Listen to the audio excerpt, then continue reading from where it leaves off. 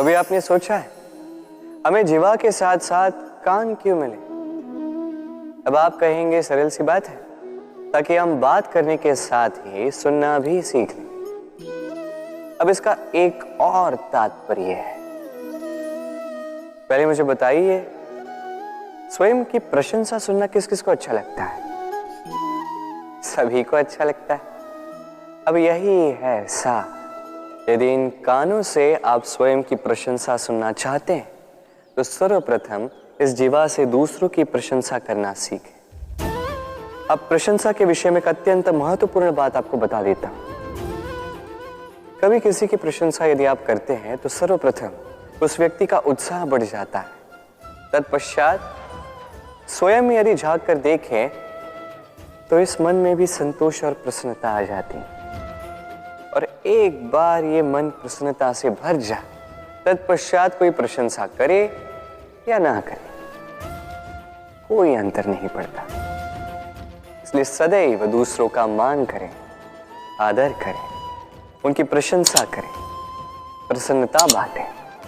जिनमें जो भी अच्छाइयां हैं उन्हें बताएं, उन्हें स्मरण करवाएं कि वो भी अच्छे हैं।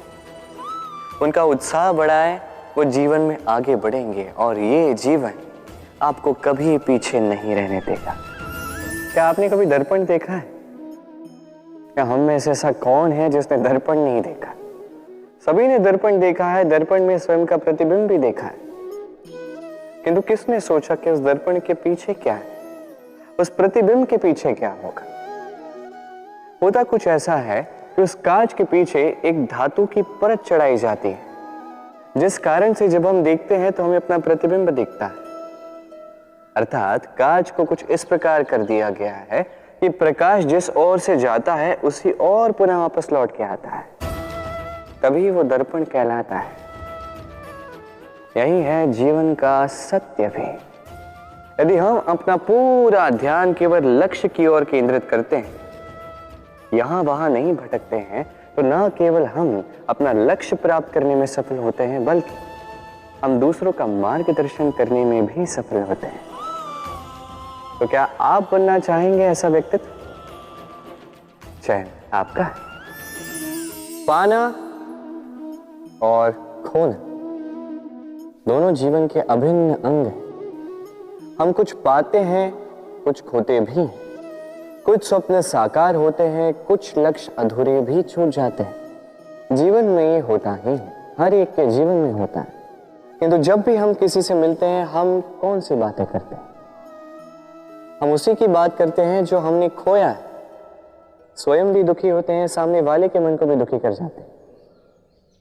इससे कुछ विपरीत करने का प्रयास कीजिए, सकारात्मक बनने का प्रयास कीजिए।